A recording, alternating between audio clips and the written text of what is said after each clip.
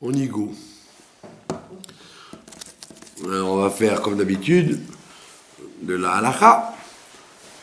Tellement j'ai pas trouvé quelque chose qui se rapporte à la paracha. Alors, on va faire quelque chose d'autre. Les dynimes de la viande et du lait. Pas du mélange. Pas du mélange, mais des accessoires. Des accessoires de la halakha. Donc, on ne mange pas, d'après la Torah, le lait et la viande ensemble, d'accord? Et encore, d'après la Torah, il faudrait que ce soit cuit ensemble. Mais si c'était que froid, par exemple, voilà, vous auriez mangé une tranche de charcuterie avec un comme on dit, jambon beurre, hein, ce ne serait pas de la Torah, puisque ça n'a pas été cuit ensemble. Mais malgré tout, comme dans les dynimes de lait, de viande, les Kharamim, ils ont été très très loin pour éviter les confusions. Si on vous avait dit, bon, tu sais, la viande, il faut attendre 6 heures, mais si c'est du poulet, tu peux attendre que 5 minutes. Alors les gens, ils vont dire, bah, c'est pas grave, poulet, viande. Donc on sait que pour éviter les erreurs et les abus, il vaut mieux aller jusqu'au bout. Donc, c'est vrai qu'après le poulet, on a trop ouais, le poulet, c'est pas. Il y a écrit l'Otevachel Gedi, Bachalevimo. Donc c'est un animal, pas un volatile. Bon, mais d'ailleurs la preuve, c'est que dans la Gemara, chez Rabbi Yossi, ils mangeaient le poulet, la viande et le lait ensemble. Le poulet et la viande. Ouais. Bon, Bekitzo, c'est pas de ça qu'on va parler. On va pas parler des choses que tout le monde sait. On va parler des choses qu'on sait moins. Par exemple, vous voulez manger, vous avez mangé une salade où il n'y a ni lait ni viande. Il n'y a que des légumes, d'accord? Bon, maintenant vous avez mangé cette salade à part, mais en mangeant de la viande avec. Donc vous mangez de la viande, puis vous faites ça comme ça. Vous passez d'une assiette à l'autre, d'une bouchée à l'autre. D'accord? Donc vous n'avez pas rendu la salade, ni bassari, ni khalavi, mais seulement votre fourchette. Elle fait le tour de l'un à l'autre. D'accord? Alors, est-ce que cette salade s'appelle bassari ou pas? Ou khalavi ou pas? Oui, il vous en reste encore un peu, vous voulez la manger le soir avec de la viande ou avec du lait, le contraire. La même salade. D'accord? Alors on vous dit, si tu n'as pas fait attention, que peut-être des morceaux sont tombés dedans, de fromage ou de viande, alors, comme, bien qu'il y ait batel beshishim, que les petits morceaux de viande ou de fromage qui sont tombés dedans sont beaucoup plus petits que ce qu'il y a dedans. Seulement, quand est-ce qu'on dit batel beshishim? C'est quand on ne voit plus quand la chose elle est complètement plongée dedans. Mais là, étant donné que chaque fois que tu vas prendre avec ta fourchette une partie de la salade, peut-être que dans cette partie-là, le morceau de viande ou le morceau de fromage va se trouver. Et donc tu ne peux pas dire batel beshishim, puisque batel beshishim, c'est quand tu ne peux plus identifier la viande ou le lait. Mais là, tu peux à tout moment l'identifier, parce que si tu sors la fourchette, peut-être que là, le morceau de viande ou de fromage, il est sous la carotte ou sous le concombre. Donc c'est pour ça qu'on te dit, si tu as fait attention, chaque fois que tu as trempé la fourchette, qu'elle soit sans rien dedans, alors ça s'appelle batel beshishim, effectivement, et tu peux manger la même salade avec son contraire dans la soirée, puisque la salade n'est pas bassari ni khalavi, elle n'est rien du tout. D'accord? Et si tu n'as pas fait attention, alors tu dis, bah, probablement, elle est khalavi ou basari, ma salade. Donc je ne peux la manger, ou je la mange toute seule, ou je la mange avec ce quoi j'ai déjà mangé aujourd'hui. Premier cas de figure, Et si je mange qui peut arriver, d'accord? Vous avez fait trop de salade. Alors vous voulez manger la suite après. Et bien, ce soir, vous voulez plus manger de la viande, vous voulez manger du fromage. Donc c'est un cas de figure qui peut arriver hyper fréquemment. Deuxième cas de figure,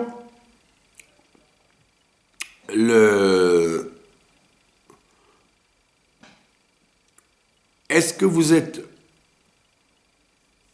avez utilisé un keli basari, une fourchette basari de viande.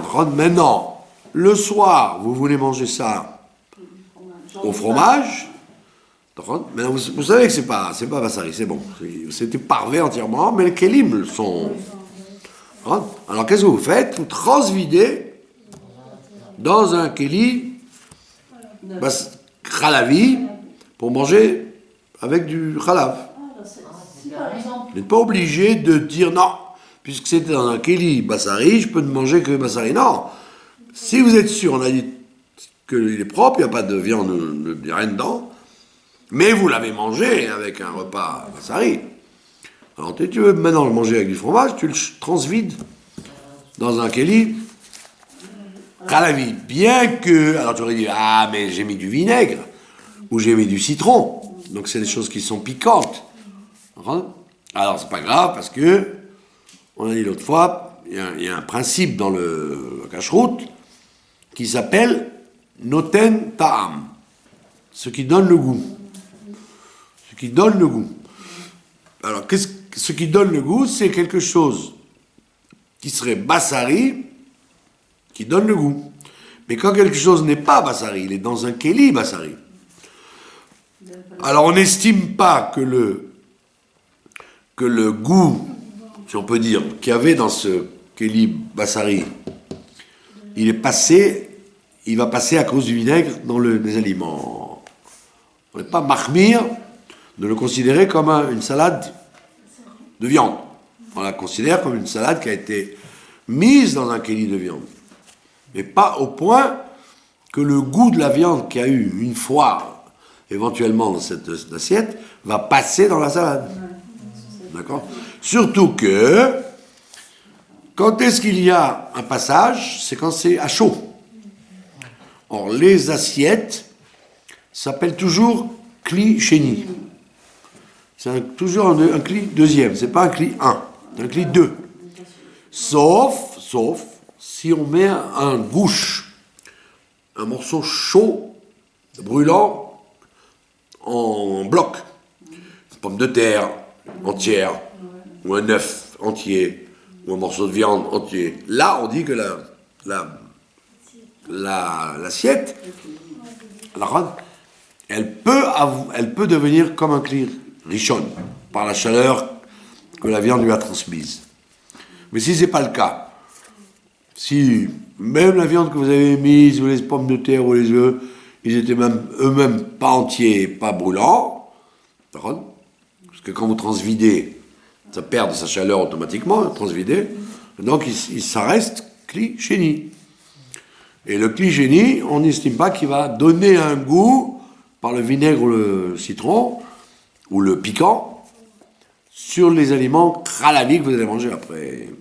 Et donc, il n'y a pas de problème. Si vous êtes sûr de ne pas avoir mis des morceaux de viande ou de fromage dedans, vous transvidez simplement, et vous pouvez manger ça.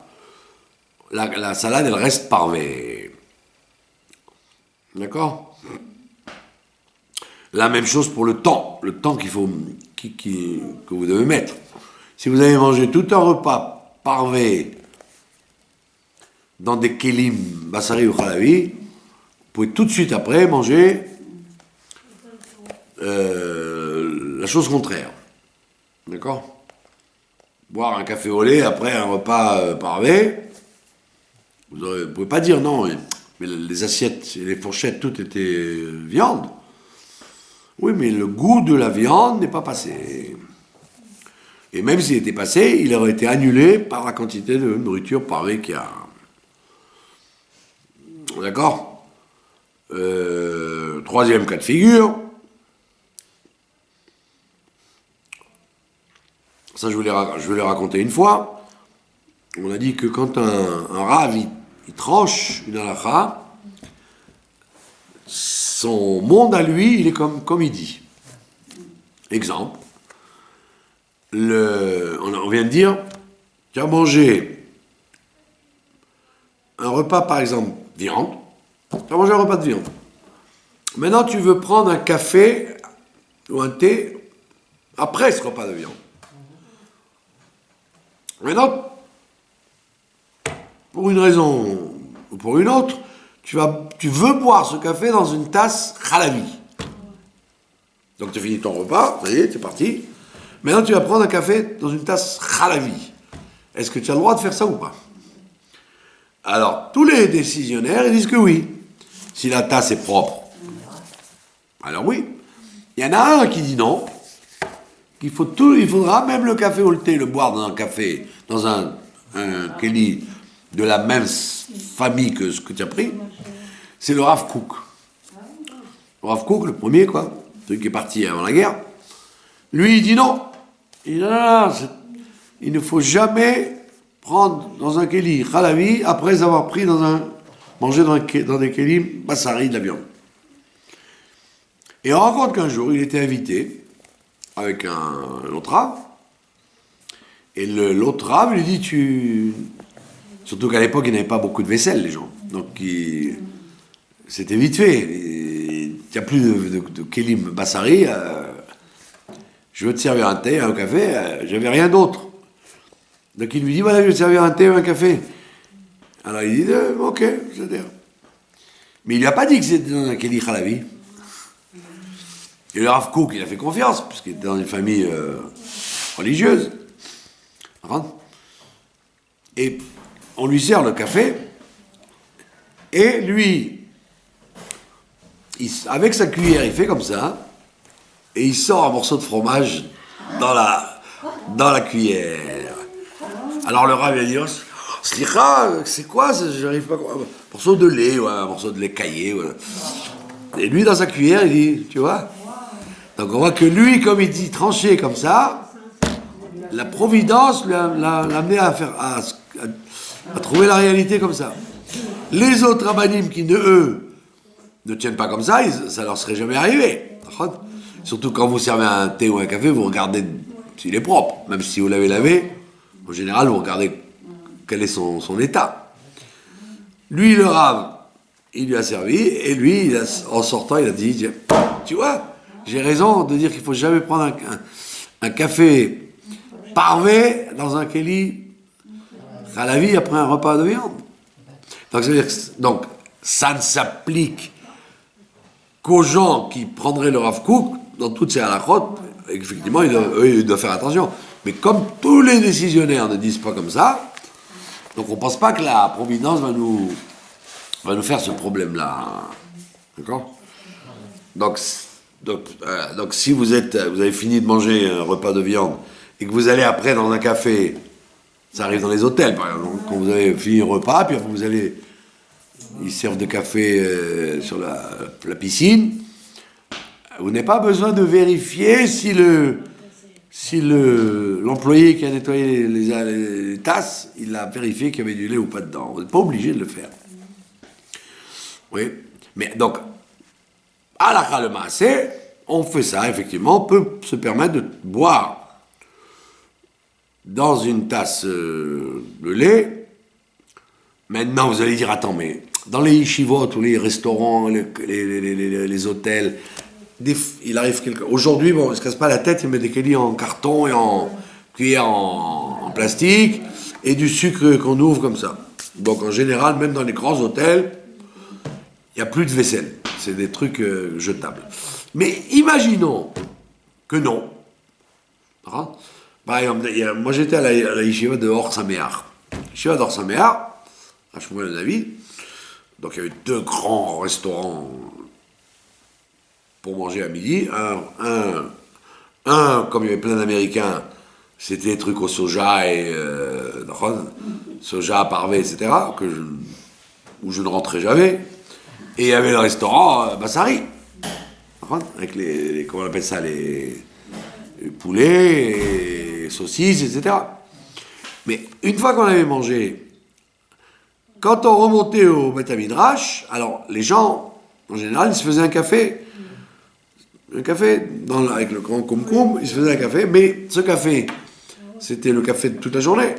Donc il traînait, et quand je vous dis traîner, c'est vraiment qu'il traînait, avec des pots de sucre, des pots de café, des pots de lait en poudre, tous ensemble. Donc, vous dites, attends, mais je peux pas boire un café là-dedans. C'est pas un café parvé que je bois, c'est un café halabi. Donc si j'ai mangé de la viande, je peux pas faire ça. D'accord ? Et effectivement, le Rav Moshe Feinstein, il dit, il n'y a aucun problème, même s'il y a dans le sucre ou dans le café des traces de lait, disons que la personne, au lieu de servir le sucre, le café et le lait, il a mis le lait d'abord, il a touillé avec le lait, et après, il a mis le sucre, après le café, etc. Des fois, les cuillères, ça se promène. Le Rav Moshe Feinstein, il dit, il n'y a aucun problème. Une fois que c'est fait, une fois que vous avez mangé le Bassari, on ne va pas être rigoureux au point d'exiger dans une collectivité de faire attention. Et le Rav Ben Zion Abba-Shaul dit la même chose dans les... Donc on voit que tous les gens auraient pensé comme étant interdit. On te dit, il n'y a aucun problème, parce que on se base sur ce qu'on appelle Sfek Sfeka, le doute d'un doute. À savoir, les Chachamim, ils t'ont dit de ne pas boire ensemble, pas manger ensemble. Après, déjà, ça n'est plus que de Rabbanan, c'est évident. C'est pas de Raïta, puisque tu viens de finir. Donc, tu n'as pas fait Bassa Bechala, c'est sûr. Donc, c'est de Rabbanan déjà. On est dans un monde plus allégeant. Et il te dit, ça fait que, d'accord, si il y avait du lait dedans, dans le café que tu t'es servi, et même si tu dis qu'il y avait du lait dedans, ça fait que s'il n'y a pas un chichim, il y a certainement chichim d'eau brûlante par rapport à la quantité infinitésimale de lait qui restait sur la cuillère ou qui restait dans le sucre quand tu t'es servi. Et donc, à cause de ce Sfek-Sfeka, on permet, on ne doit pas être plus royaliste que le roi. Autre cas éventuel, un cas qui peut se présenter très fréquemment, le cas de la personne qui se mange une glace après le repas à Bassari. Ça arrive fréquemment. Vous êtes en vacances, vous avez bien mangé votre repas à Bassari, et puis vous mangez une glace. Après. Et vous croyez qu'elle est parvée. Évidemment. Mais ce que vous ne saviez pas, c'est que c'était des glaces, des bonnes glaces. Donc c'était des glaces halabi. Donc vous vous mettez à tabler devant la mer, sous un parasol, et puis donc vous commandez une glace, fraises et vanille, et puis vous y allez. Et puis elle vous dit, mais attends, il y a un bug. Vous appelez la serveuse, et vous lui dites, dites-moi, les glaces sont parvées. Elle dit, ah non, que halabi. Qu'est-ce que vous faites à ce moment-là? Alors, on te dit, même si tu as fait puisque tu as fait la bracha, pour que ta bracha ne soit pas une bracha pour rien, tu es obligé de goûter un peu du halabi, sinon ça s'appelle une bracha pour rien. Donc tu fais chez Akol, tu goûtes un peu, et après tu laisses. Mais tu ne peux pas faire bracha la vatala, dire chez Akol et pas la manger du tout. Tu es obligé de la goûter. Et ça ne servirait à rien de dire je rattrape le verre d'eau à la place. Tu aurais pu dire comme ça, non? Je fais chez Akol, et hop, au lieu de prendre la glace, je prends le verre d'eau qu'on m'a servi. Ah non, tu ne peux pas faire une bracha, c'est quelque chose que tu n'as pas prévu. Tu avais prévu de manger de la glace, tu n'avais pas prévu de boire un verre d'eau. Donc tu es obligé de goûter un peu pour éviter de faire bracha levatala, puisque tu n'es pas dans un repas de viande, tu es après. D'accord? Même topo pour les enfants. Un enfant qui a mangé de la viande et il veut un biberon de lait, ou même une glace de lait, tu ne dois pas le laisser hurler jusqu'à ce qu'il te rende la vie impossible. Tu lui donnes. C'est pas en même temps. Qu'est-ce qu'il y a encore d'autre? Qu'est-ce que vous voulez entendre d'autre? C'est tous ces problèmes de Matzah et Khalav, c'est... Comme on a dit, les Khamim, ils ont été très loin pour éviter la viande de lait. Mais en vérité, c'est très souvent des définitions de Rabbanan qu'on traite. C'est pas des définitions de la Torah. J'ai une question. Si on veut faire des pâtes au fromage et qu'on cuit des pâtes dans une casserole bassari, mais qui est propre, quoi. Et est-ce qu'on peut après mettre du fromage dessus dans un autre cuisine? Si la casserole n'a pas 24 heures, a priori, vous pouvez le faire. Elle n'a pas 24. Elle a dépassé 24 heures. Vous l'avez utilisée avant-hier, elle est propre, 24 heures ont passé. Parce qu'on a dit, il y a nat, ça s'appelle notentam. Il n'y a pas de nat par nat après 24 heures. Maintenant, si c'était dans les 24 heures, les khatrila, on ne le fait pas. A priori, on ne le fait pas. Mais si vous l'avez fait quand même, vous pouvez quand même manger. Mais a priori, on ne le fait pas. Mais si vous l'avez fait malgré vous, ouais. Bien sûr. Mais la plupart des gens ne connaissent pas les halachot. Donc c'est normal qu'ils soient des fois rigoureux parce qu'ils ne connaissent pas parce qu'ils sont religieux, parce qu'ils sont d'Avka, parce qu'ils sont ignares. Très ignares. Voilà, pas de questions. Bon, tout ça aussi, c'est le même problème avec le pain. Voilà, le pain.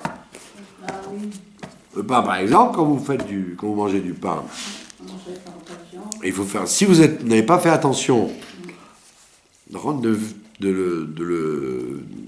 le contrôler, eh ben, il a le digne du repas que vous avez fait avec lui. Même s'il est presque sûr que vous n'avez pas touché avec du lait ou de la viande, on n'a pas confiance. On dit il y a des éclaboussures, il y a toujours des contacts. Donc, si vous n'avez pas... C'est pour ça qu'il vaut mieux couper le pain à l'avance, quitte à en reprendre parce qu'il n'y a pas assez. Comme ça, vous laissez le morceau parvé et celui que vous avez, il est bassari ou khalavi. D'accord? C'est pour ça que dans la pâtisserie en Israël, vous avez des règles de la rabbanout, qui est que quelque chose de parvé, il est rectangulaire, et des choses qui sont khalavi sont triangulaires. Ben oui, un borékas triangulaire, c'est qu'il est khalavi. S'il est rectangulaire, c'est qu'il est parvé. Bien sûr, c'est des règles de la rabbanout. Pour pas qu'il y ait de confusion dans les plateaux, dans les services, etc. C'est des règles. Triangle, c'est lait. Carré, c'est viande. C'est parvé. Voilà. Pas d'autres questions? Tout va bien? Ça vous ouvre les enfants, jusqu'à quel âge de leur donner après la viande, admettons, un biberon? C'est à vous de voir comment ils sont, quoi. S'ils sont insupportables, tant qu'ils n'ont pas 7-8 ans, vous leur faites plaisir. Mon fils, j'ai tellement été rigoureuse avec lui qu'il a abandonné la viande. Il ne mangeait plus de viande. Il disait, je ne mange plus de viande parce que je ne peux plus prendre mon biberon. Donc, à l'âge de 3-4 ans, il ne prenait plus. Du coup, je n'ai pas fait la même erreur avec ma fille. Parce qu'elle a abandonné la viande, sinon. Du coup, il mangeait voilà, donc vous voyez, d'après le caractère du gosse, quoi. S'il est docile, s'il est gentil, des fois ils comprennent. Non, tu peux pas, manger de la viande. Ah bon, ils attendent. Mais il y en a qui veulent rien entendre. Moi, ça va trop mal. Alors, si vous voyez qu'il ne veut rien entendre, alors, tant qu'il n'est pas à l'âge de la bar mitzvah, de toute façon, il n'a rien fait de mal. Alors, vous attendez. Voilà. Alors, maintenant, comme ce soir, c'est la Iloula du Admor Azaken,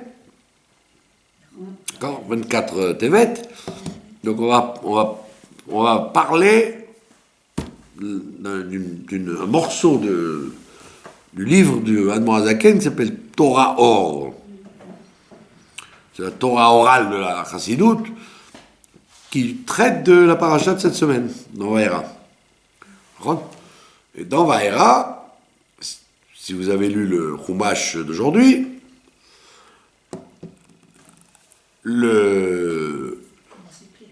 Moshe Rabbeinu sait qu'il va y avoir 10 plaies. Il va y avoir 10 makot. D'accord? Mais avant de faire les makot, avant de déclencher les makot, les plaies à l'Égypte, Dieu lui dit, mais Pharaon, il va te demander un signe, un mot fait, et alors tu lui diras, tu prendras le bâton d'Aaron. Vous savez qu'il y avait 2 bâtons. Il y avait le bâton d'Aaron et le bâton de Moshe. Il y avait 2 bâtons. Les gens ne savent pas ça. Pas comme on croit, c'est le même bâton qui servait à faire les plaies. Non, il y avait Aaron, il avait son bâton, et Moshe, il avait son bâton qu'il avait récupéré de chez Yitro. Le bâton descendant de Adam Arishon, etc. Et donc, vous voyez bien, très souvent, il y a écrit « Et matecha, ton bâton ». Il dit à Aaron, prends ton bâton. Donc c'est bien. Il ne dit pas prends le bâton commun, toi et moi. Non, il prend ton bâton. Et tu lui dis, tu jetteras le bâton devant Pharaon et il deviendra un serpent. D'accord ? Voilà. Donc c'est avant qu'il y ait des plaies, il doit faire ce signe. Il doit jeter le bâton devant Pharaon et il va devenir un serpent. D'accord ? Alors, le Admor Azaken, il demande quelle est la signification de ce signe. D'accord ? Alors, il explique que quand Dieu a créé le monde, et quand la Neshama, elle descend dans le gouffre, dans le corps, il y a, dans ce monde-là, on ne voit pas la Kedusha. On ne voit pas la sainteté des choses. Au contraire, quand on gratte bien, on voit qu'il y a plus de choses mauvaises que de choses bonnes. Dans ce monde-là, la plupart des choses nécessitent un birour, nécessitent un tri. On ne peut pas consommer ce monde-là comme on veut. Et donc, les forces du mal qu'il y a dans ce monde-là, elles sont en grande quantité. Et le corps lui-même, comme on a parlé sur les enfants, le corps lui-même, il est beaucoup plus poussé à faire des choses mauvaises qu'à faire des bonnes choses. Le corps humain, il est comme ça. A priori, il va pas faire attention au lait, à la viande et A priori, l'être humain, à cause de son corps, il a plus envie de transgresser la parole de Dieu que d'obéir. Donc, il arrive que...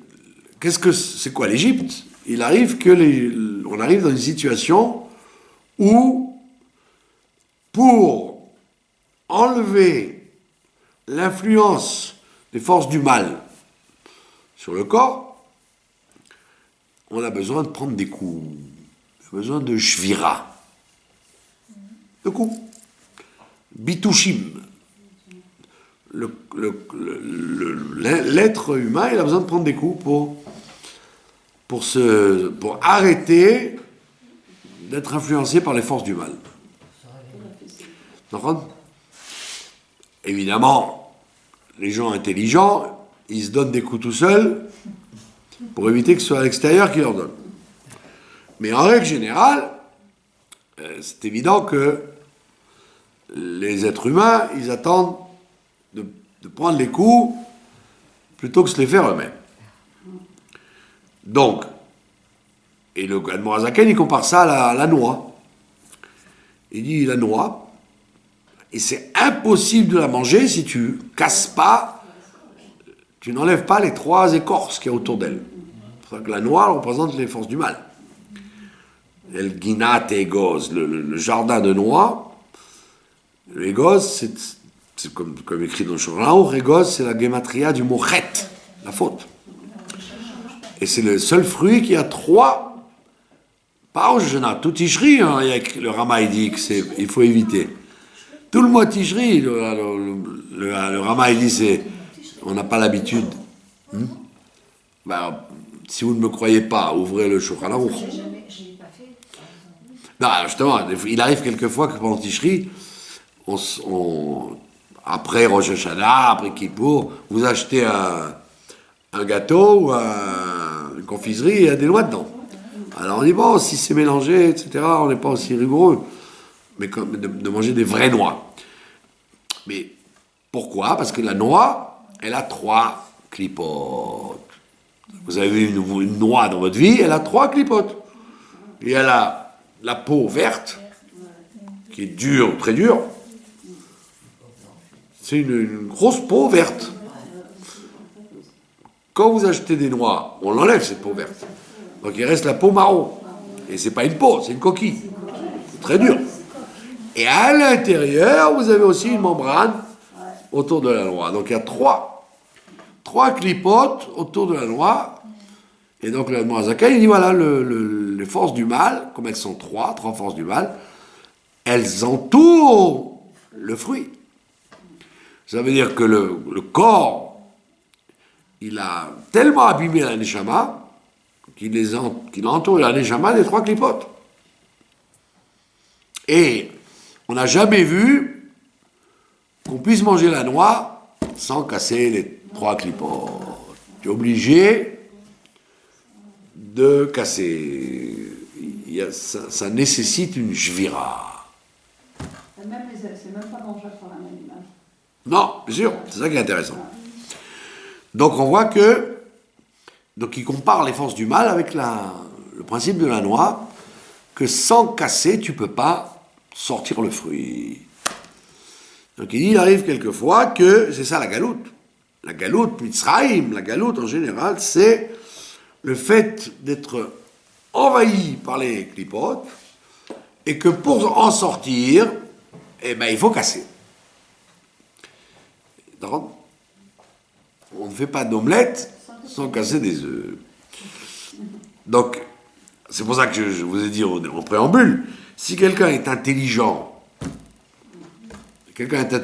s'il est, comment on dit, prévoyant, eh ben, il se casse lui-même pour éviter d'être cassé par le monde extérieur. Il se brise lui-même. Il se brise. Il se brise dans la Torah, il se brise dans la Tzedaka, il se brise dans la Vodat Hashem, il se laisse pas aller. Donc le fait qu'il se brise lui-même, ça lui évite d'être brisé par le monde extérieur. Non, pas par les clipotes. Lui, il est plein de clipotes. Donc il évite d'être brisé par les forces extérieures pour briser ses clipotes. Il se les brise lui-même. Hein? Donc, le Admorazaken explique que Moshe Rabbeinu, il lui dit, voilà, les Juifs, ils n'ont pas besoin des plaies, c'est toi qui en as besoin. Ça veut dire quoi? C'est-à-dire, le Juif qui est en toi, il n'y a pas besoin d'être brisé, il est pur. C'est le Pharaon qui est en toi qui a besoin d'être brisé. Le Pharaon qu'on a en soi. Lui, il a besoin d'être brisé pour libérer les forces positives qu'il a. Donc Moshe, il dit à Pharaon, écoute Coco, il n'y a pas le choix, le temps est arrivé, ou tu libères les forces positives d'Égypte sans bagarre, tu ne veux pas les libérer, tu vas prendre des coups. C'est, comme on dit, énorme bébrira, il n'y a pas grand choix, quoi. ou tu le fais volontairement, maintenant, ou ça va passer par des coups. Par des coups. Une jvira. C'est impossible que ça se fasse sans brisure. C'est où il y a ton consentement tout de suite, ou ça se fera avec ton consentement, mais après des bonnes années. Tu vas dire oui après les coups. De toute façon, tu vas dire oui. Vous avez compris la problématique de la galoute. Alors, évidemment, les gens, ils grognent. Ouais, pourquoi c'est dur? Pourquoi c'est si? Le pharaon qui est en toi, il comprend pas autrement. Il comprend que les coups. D'accord? Et la preuve, c'est que, plus grave que ça, Pharaon, Moshe lui dit, je sais très bien que tu n'écouteras pas Adko. Adko, et Rachid te dit, Ko, c'est bizarre ce mot. Tu n'écouteras pas jusque-là. Il avait qu'à lui dire jusqu'à maintenant. Pourquoi jusque-là? Alors il dit, Ko, c'est la dixième plaie, la plaie des berros, des premiers-nés. Ça veut dire que tant que tu n'auras pas reçu toute la série des 10 plaies, on sait très bien que tu n'écouteras pas.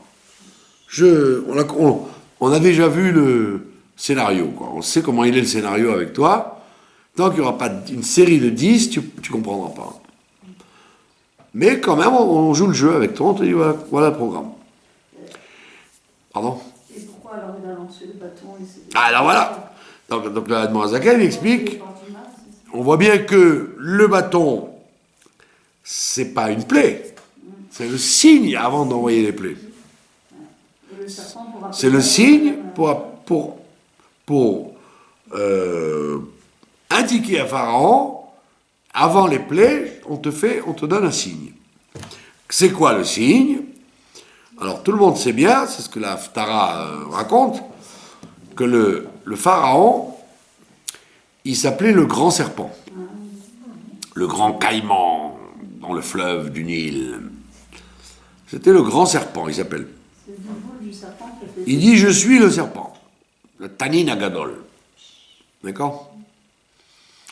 Et, ça veut dire je suis le grand serpent, ça veut dire effectivement, je suis le principe des forces du mal, quoi. Je suis le principe père des forces du mal. Alors, Pharaon, donc il sait très bien, quand on parle avec lui, de quoi on parle. Alors, Moshe lui dit, Moshe et Aaron, ils lui disent, il y a ce bâton, le bâton, maté, ça vient du mot ataya, ça veut dire pencher, faire pencher. Quand Dieu envoie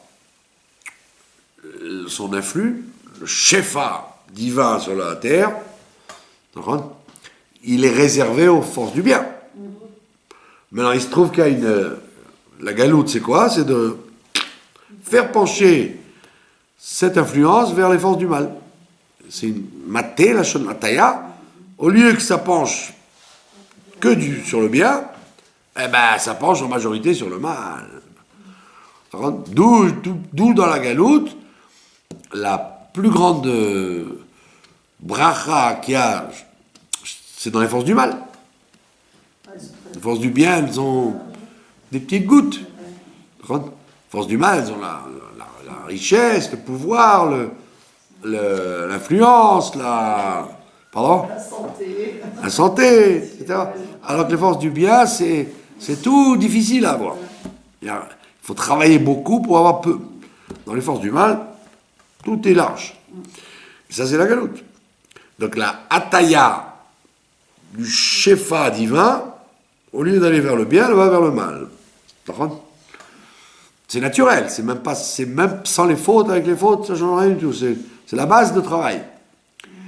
Donc, quand vient le temps de la Géoula, Moshe dit à Pharaon, écoute, en vérité, toi tu dois savoir que le serpent, ce que tu crois être le serpent, les forces du mal sur la terre, ça vient en vérité D'en haut, c'est un projet divin. Dieu, il est à l'origine de ce serpent. C'est pas qu'il est indépendant. Toi, tu dis, moi je suis indépendant, je fais ce que je veux. C'est faux. Tu n'existes, tu n'as des forces que parce que Dieu déclenche ça d'en haut. Donc le bâton, il prend le bâton et il dit, voilà, la création du mal, elle est venue comment? Il y avait un bâton, au lieu que l'influence descende sur le bien, elle est devenue du mal. Donc il jette le bâton et il devient un serpent. Il dit, voilà, je vais te raconter l'histoire. L'histoire du monde, c'est que il y avait du Shefa qui devait descendre, une influence qui devait descendre, et il est devenu un serpent. C'est-à-dire, toutes les forces du mal qui existent, en vérité, elles tirent leur énergie et leur raison d'être de Akadosh Baruch Hu. C'est pas comme tu dis, il y a Dieu que je connais pas, et il y a moi. Mais non, espèce d'idiot, même toi, tu as des forces qui viennent de Dieu pour exister. Donc Moshe, il est premier, il lui dit, le bâton, le serpent, en vérité, c'était à l'origine du bâton. Mais ça, c'est parce qu'on... Et alors, pardon? Ça, c'est parce qu'il y a eu la faute d'Adam Arishon. Oui, bien sûr. C'est pour ça, parce que sinon, il n'y aurait pas eu toutes ces fautes. Bien sûr, s'il n'y avait pas eu... Le serpent n'aurait eu aucun impact s'il n'y avait pas eu la faute d'Adam Arishon. L'influx aurait été que dans les forces du mal. Voilà, c'était comme ça. Avant, à la faute, on dit le Harizal et le Zohar, il dit que il y avait Adam Arishon et les forces du mal étaient sous ses pieds. Il marchait dessus, quoi. Donc, il n'y avait aucune force. Et comme dans la nature des choses, tu n'as pas de tendance à ramasser ce qu'il y a par terre.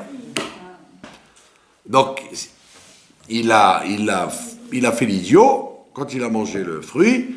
Au lieu que les forces du mal soient à ses pieds, elles sont devenues à côté de lui. Parallèles. Et la galoute, c'est quoi? C'est pas seulement que les forces du mal sont parallèles, c'est qu'elles sont au-dessus. Qu'elles donnent tout. Donc, ça c'est quand c'est la galoute. Mais maintenant, là on vient à la Géoula, c'est Vaera. Il est en train de procéder au début de la Géoula, Moshe. Donc il dit à Pharaon, on va être clair, je ne peux libérer le peuple que si je te donne 10 makot. Tu comprendras pas sans les coups. Comme on l'a dit tout à l'heure. Quelqu'un qui est enfoncé dans ses fautes, on ne peut pas le faire bouger tant qu'on ne l'a pas frappé. Donc Moshe lui dit, Chaval Azman, c'est dommage. Au lieu de prendre des coups, comprends comment le monde y marche, et arrêtons là comme ils disent à Marseille, brisons la glace. Brisons là la glace. D'accord? Donc il lui dit, voilà, le signe que je te donne, c'est que je t'explique comment l'histoire marche. Le bâton, c'est l'origine de toutes les forces qui viennent du Dieu dont je te parle, et tu dis je ne te connais pas. Paf, je le jette par terre, et il devient un bâton. Donc, il devient un serpent. Donc, tout serpent que tu es, tu viens du bâton. Tu sais ça? Tu n'as pas de force par toi-même. Tu ne fonctionnes que parce que Dieu te laisse faire. Comme j'avais un copain qui était, je l'ai raconté, il y a beaucoup de copains athées, toutes sortes de styles, quoi. Alors j'avais un copain, il me disait, je suis athée. Alors je lui dis, les forces que tu as pour le dire, c'est Dieu qui te les donne. Ah ouais? Comment tu dis je suis athée? Parce que Dieu, il te laisse parler, il te condamne pas à mort au moment où tu as dit ça. Tu vis avec ces forces-là. Donc c'est ce que dit Pharaon. Il dit, moi je suis le Tanine, toi vis ta vie, j'ai rien à voir. On a deux réseaux. Ça vient de là, ça vient de là. Il dit, non, c'est le même réseau, seulement il y a eu un détournement, à un moment donné, c'est toi qui as pris. Mais sache que tu viens de ça. Tu viens de l'origine, de la Elokut, tout vient de Elohim. Et donc, et après, qu'est-ce qu'il fait? Et donc, une fois que le serpent est là, d'accord, L'autre, il lui dit, ben, Moi, je fais pareil. moi aussi je fais pareil. Allez, il appelle les magiciens, ils disent, messieurs, à vous de jouer. Et ils font la même chose. Ça veut dire qu'ils font la même chose, comme on sait très bien que toutes les imitations que faisait Pharaon, ce n'étaient que des imitations, c'était jamais vrai. C'est-à-dire c'était de la prestidigitation. Trompe-l'œil. Ah ouais, comme il dit le Ragachover sur la plaie du sang, hein, il dit que Moshe, il a vraiment transformé l'eau en sang par Aaron. Et donc si tu prenais l'eau, c'était du sang. Si tu avais emmené ça dans un laboratoire pharmaceutique, il t'aurait dit, messieurs, c'est du sang. Il y a tout. Alors que le Ragachover, il dit, en vérité, alors ce qu'il a fait, lui, Pharaon, quand il appelle, il dit, ça ressemblait à du sang, mais c'était pas du sang. Il y avait la couleur, il y avait la consistance, mais c'était pas du sang, c'était de l'eau. De l'eau, style de sang, coloré. Et Moshe, il lui a pas dit, tu joues avec moi, moi je te fais du vrai, toi tu me fais du bluff. Parce qu'il sait très bien que Pharaon, il n'acceptera jamais la vérité. Donc qu'est-ce qu'il fait Pharaon? Il fait la même chose, il prend des bâtons, et les transforme en serpents. Mais qu'est-ce qui se passe?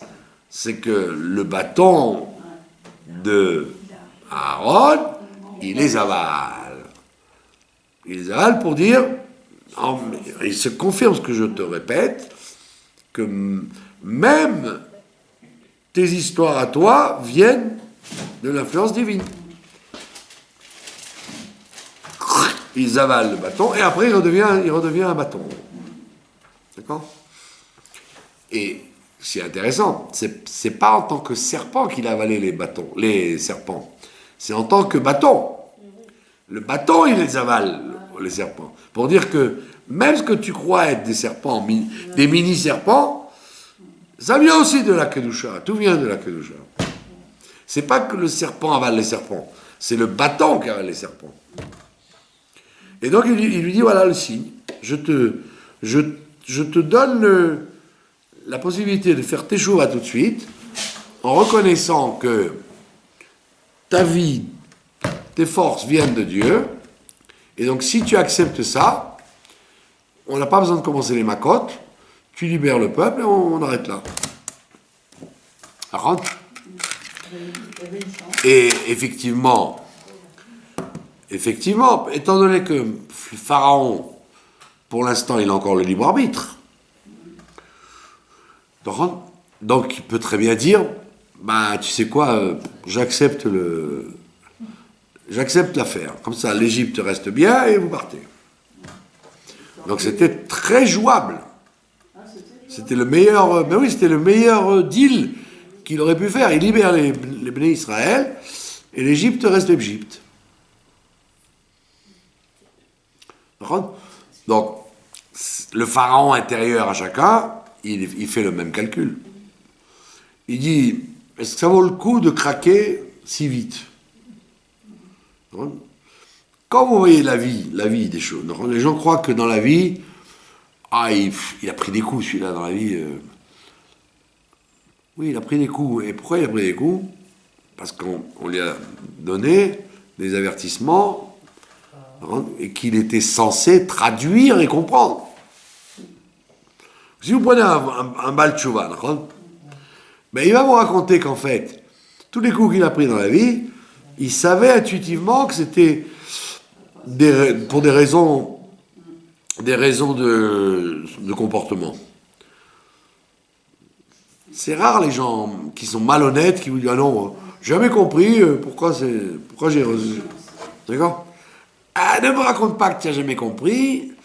C'est très probable que tu aies deviné tout de suite. Que tu as fait le zouave et que c'était le juste retour des choses. Donc le pharaon, pour ne pas que les accusateurs d'en haut disent « C'est pas gentil ce que vous avez fait, vous avez frappé Pharaon, et le pauvre, il savait même pas d'où ça venait, pourquoi c'est venu. » Alors, pour ça que je lui dis, fais-lui ce prodige d'abord, explique-lui tout le truc, qu'il n'y ait pas de confusion, qu'il n'y ait pas de justification chez les accusateurs là-haut, qui vont dire, c'est quoi ça, on punit quelqu'un sans lui prévenir pourquoi.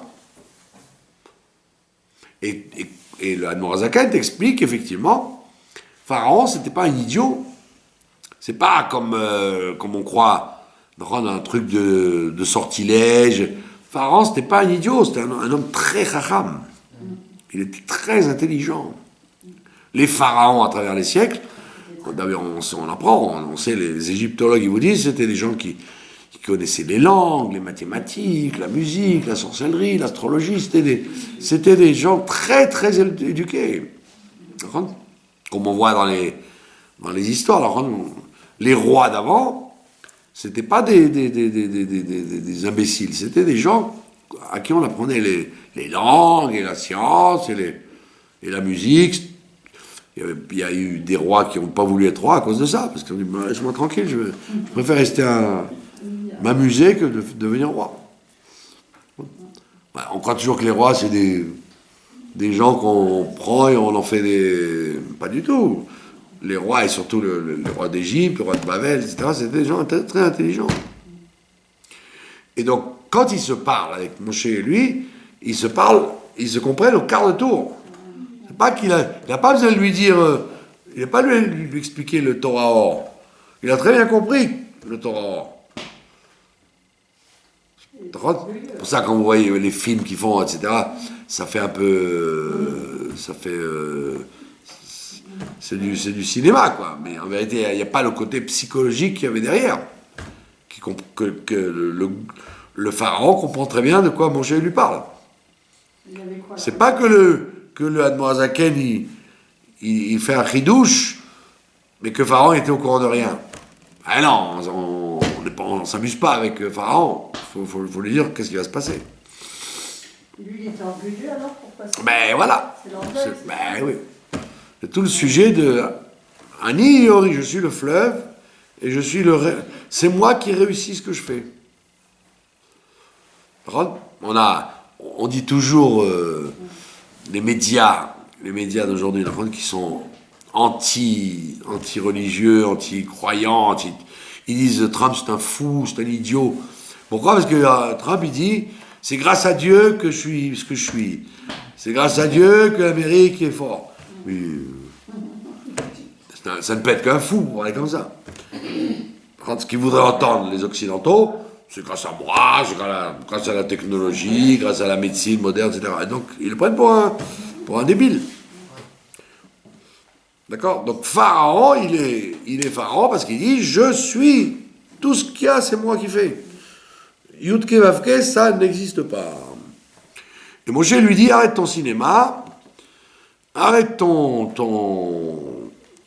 char bénur, c'est évident que tu dois savoir d'où tu viens, les forces que tu as, etc. Et donc, viens, on fait le deal, reconnais que toutes tes forces viennent de Dieu, que tu n'es rien du tout, et ça ira bien. Et c'est pour ça que, ayant compris ce qu'il voulait de lui, il dit, je ne marche pas dans la combine. Alors on lui dit, alors ça va continuer. Et il dit, première plaie, en avant. On va jouer la première plaie. Vous avez compris?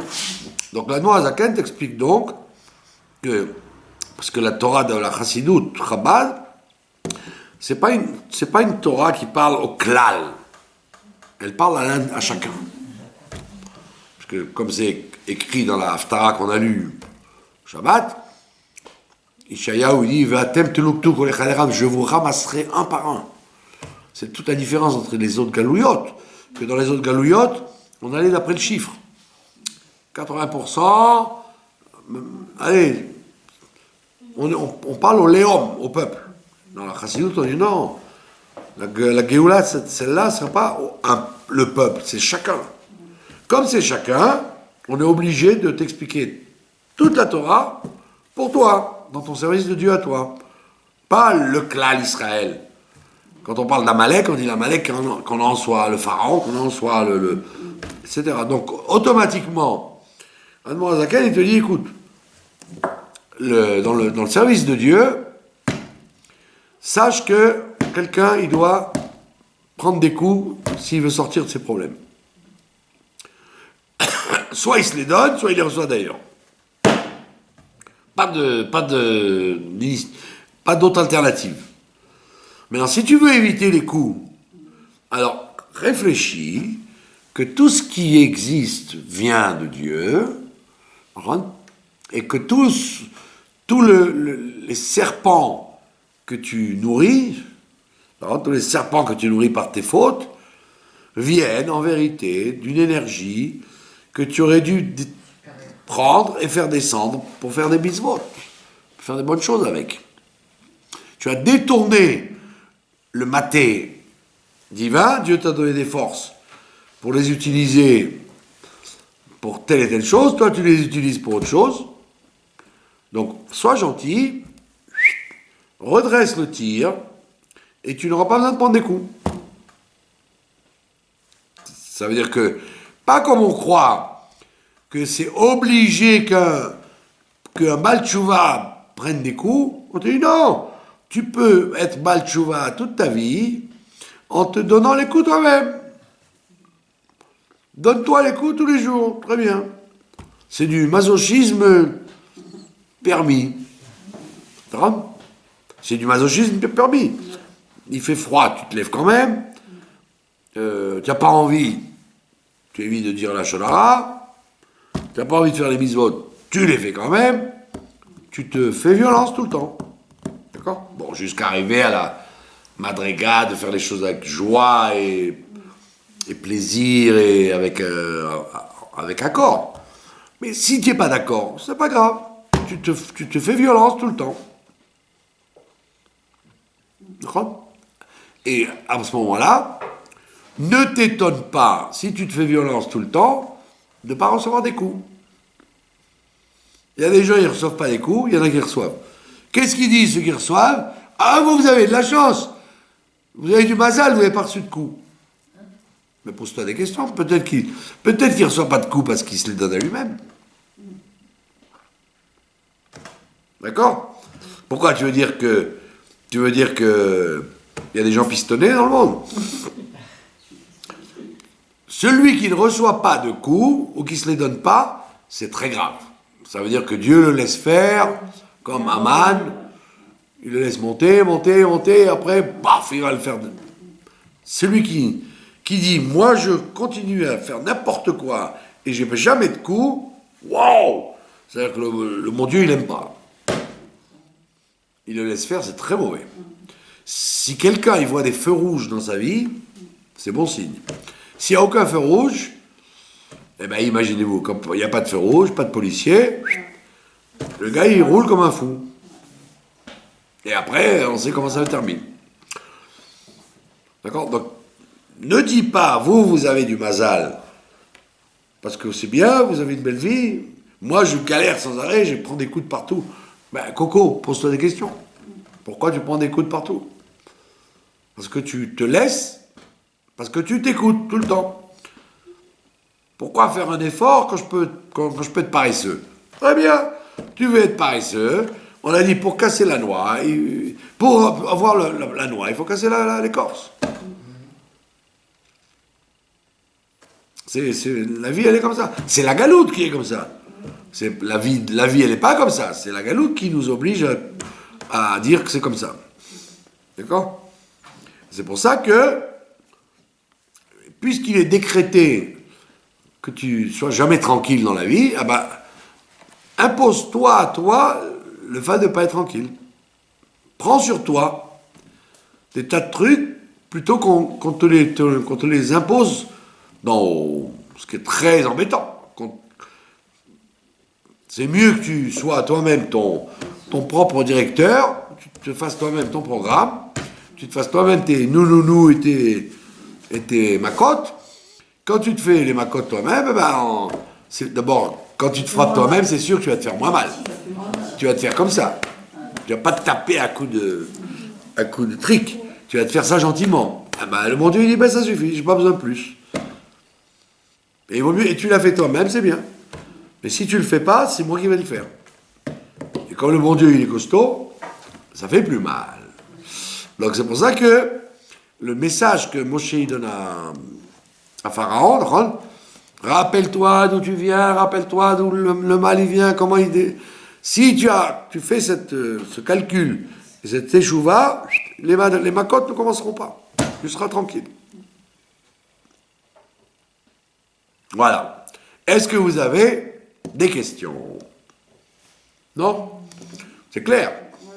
Voilà, donc c'est un Mahamar du Admor Hazaken dans le Torah sur le serpent. Si vous voulez le retrouver dans le texte, c'est pas très difficile.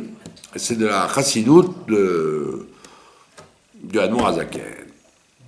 Voilà, je vous remercie de votre attention.